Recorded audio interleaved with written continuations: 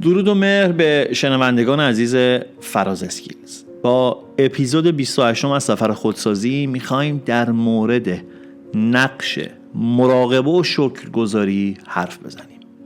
امروز قراره با هم یک سفر آروم اما عمیق داشته باشیم. سفری که شاید ظاهرش خیلی ساده باشه اما میتونه از درون آدمو تغییر بده.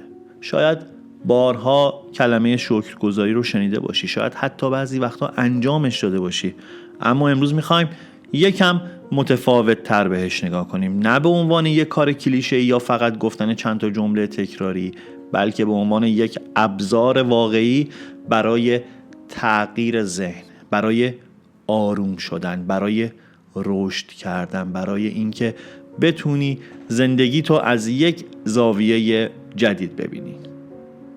بذار از یک سوال ساده شروع کنم.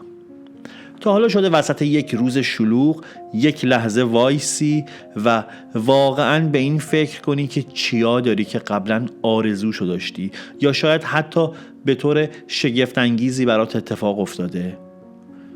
ما آدما خیلی وقتا عادت کردیم تمرکزمون رو بذاریم روی چیزایی که نداریم، روی کمبودها، روی نگرانی‌ها، و همین باعث میشه حتی وقتی اتفاقهای خوب میفته هم حسشون نکنیم. انگار ذهنمون برنامه ریزی شده که بیشتر درد رو ببینه تا نعمت رو.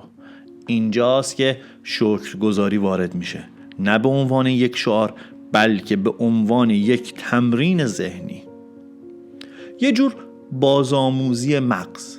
وقتی شروع میکنی به دیدن چیزایی که داری، کم کم ذهنت مسیرش رو عوض میکنه و این فقط یک حرف انگیزشی نیست. تحقیقات زیادی توی حوزه روانشناسی مثبت‌گرا انجام شده که نشون میده آدمایی که به صورت منظم شکرگزاری میکنن سطح استرسشون کمتره، خواب بهتری دارن، روابطشون سالمتره و حتی احساس رضایت از زندگیشون بیشتره. حالا شاید بگی خب چطور شکرگزاری کنیم؟ یعنی فقط بگیم خدایا شکر تو تموم؟ نه، داستان خیلی عمیق‌تر از این حرف هاست. شکرگزاری یعنی توجه، یعنی آگاه شدن، یعنی دیدن جزئیاتی که قبلا ازشون رد می شدیم. مثلا همین نفس کشیدن ساده، همین الان که زنده ای، همین که میتونی بشنوی، فکر کنی، انتخاب کنی. اینا چیزای کوچیکی نیستن ولی چون همیشه بودن دیگه نمیبینیمشون. مراقبه کمک میکنه این دیدن اتفاق بیفته. مراقبه یعنی اینکه چند دقیقه از شلوغی فاصله بگیری، ساکت بشی و فقط حضور داشته باشی. نه درگیر گذشته باشی، نه نگران آینده. فقط همین الان. وقتی توی این حالت قرار میگیری ذهنت آرومتر میشه و وقتی ذهن آروم شد تازه میتونه چیزای خوب رو ببینه. اینجاست که شکرگزاری عمیق‌تر میشه. یه تمرین ساده. تصور کن صبح که بیدار میشی، قبل از اینکه گوشی رو برداری فقط چند ثانیه چشماتو ببند و به 3 چیز فکر کن که بابتشون شکرگزاری میکنی. لازم نیست چیزای بزرگی باشه، حتی یک خواب خوب، یک لیوان آب، یک پیام از یک دوست. همین تمرین ساده اگر هر روز انجام بشه کم کم ساختار فکری تو تغییر میده. مغزت شروع میکنه به جستجوی چیزهای مثبت و این خیلی مهمه چون مغز ما دنبال الگو میگرده. اگر بهش یاد بدی که خوبی ها رو پیدا کنه بیشتر همونا رو میبینه. حالا بذار به یک لایه عمیق‌تر بریم. شکرگزاری فقط دیدن چیزهای خوب نیست بلکه پذیرفتن مسیر زندگی هم هست. حتی سختی ها، حتی چالش ها. شاید سخت باشه اما اگر بتونی توی هر تجربه، حتی تجربه های تلخ، یک معنایی پیدا کنی، اون وقت رشد واقعی اتفاق میفته. خیلی از آدمایی که به رشد درونی رسیدن یک نقطه مشترک دارن، اونم اینه که تونستن از دردهاشون درس بگیرن و این بدون سپاسگزاری ممکن نیست. مراقبه کمک میکنه از واکنش‌های سریع فاصله بگیری، از قضاوت، از عجله. وقتی فاصله گرفتی میتونی ببینی که هر اتفاقی یک پیام داره، حتی اگر اولش ناراحت کننده باشه. حالا تصور کن این دوتا یعنی مراقبه و شکرگزاری کنار هم قرار بگیرن، یک ترکیب قدرتمند ساخته میشه، یک حالت ذهنی که هم آرومه، هم آگاه، هم پذیرنده و هم امیدوار. این حالت میتونه بدون اینکه شرایط بیرونی عوض بشه کیفیت زندگی رو تغییر بده، چون خیلی وقتا مشکل ما شرایط نیست، برداشت ما از شرایطه. یه مثال ساده، 2 نفر توی یک موقعیت مشابه هستن، یکی فقط سختی ها رو میبینه، یکی حتی توی همون شرایط دنبال نکته های مثبته. فرقشون چیه؟ فرقشون توی تمرین ذهنشونه. شکرگزاری دقیقاً همین تمرینه، یک جور عضله سازی برای ذهن. هرچی بیشتر انجامش بدی قوی تر میشه. حالا بیا یکم عملی ترش کنیم. اگر بخوای از همین امروز شروع کنی چی کار میتونی بکنی؟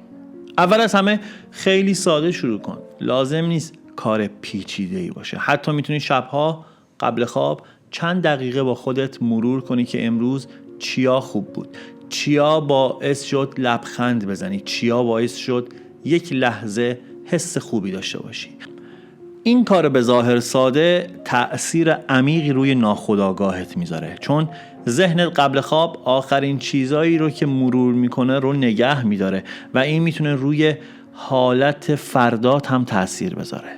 نکته بعدی اینه که شکرگزاری رو فقط در حد فکر نگه ندار، گاهی به زبون بیارش، حتی اگر تنهایی، حتی اگر آروم بگی خدایا شکرت بابت این روز، بابت این فرصت، بابت این نفس. همین گفتن ساده یک انرژی خاصی داره، انگار ارتباط تو با یک منبع بزرگتر قوی تر میکنه. حالا اگر اینو با مراقبه ترکیب کنی، مثلا چند دقیقه در سکوت بشینی، نفس عمیق بکشی و بعد شروع کنی به شکرگزاری، اون وقت تأثیرش چند برابر میشه. یادت باشه قرار نیست همه چیز عالی باشه تا تو شکرگزاری کنی. اتفاقا برعکس، وقتی شروع میکنی به شکرگزاری حتی در شرایط معمولی یا سخت، کم کم شرایط هم تغییر میکنه، چون نگاهت تغییر کرده. شاید این جمله رو شنیده باشی که میگه انرژی جایی میره که توجه هست. وقتی توجه تو ببری روی خوبی های بیشتری هم وارد زندگیت میشه. این یه قانون ساده اما عمیقه. حالا یه سوال مهم، آیا شکرگزاری باعث میشه مشکلاتت رو نادیده بگیری؟ نه، اصلا شکرگزاری به معنی انکار مشکل نیست، بلکه به معنی اینه که در کنار دیدن مشکل خوبی ها رو هم ببینی. یعنی تعادل ایجاد کنی، یعنی ذهنت رو از حالت منفی خارج کنی. اینجوری هم واقع بین‌تر میشی، هم قوی‌تر، چون فقط روی تاریکی تمرکز نکردی. مراقبه هم دقیقاً همین کارو میکنه. کمکت میکنه بدون قضاوت ببینی، بدون عجله واکنش نشون بدی. این دوتا با هم میتونه یک سبک زندگی جدید رو برات بسازه. سبکی که توش بیشتر حضور داری، بیشتر حس میکنی، بیشتر قدر میدونی و کمتر درگیر اضطراب و مقایسه میشی. حالا بذار یک تصویر بسازیم. تصور کن ذهنت مثل یک باغه. اگر فقط علفهای هرز یعنی فکرهای منفی رو ببینی و بهشون توجه کنی، اونها رشد میکنن. اما اگر شروع کنی به دیدن گلها و آبیاریشون، کم کم باغت زیباتر میشه. شکرگزاری همون آبیاری گل هاست. مراقبه هم کمکت میکنه ببینی کجا علف هرز رشد کرده و آروم آروم حذفش کنی.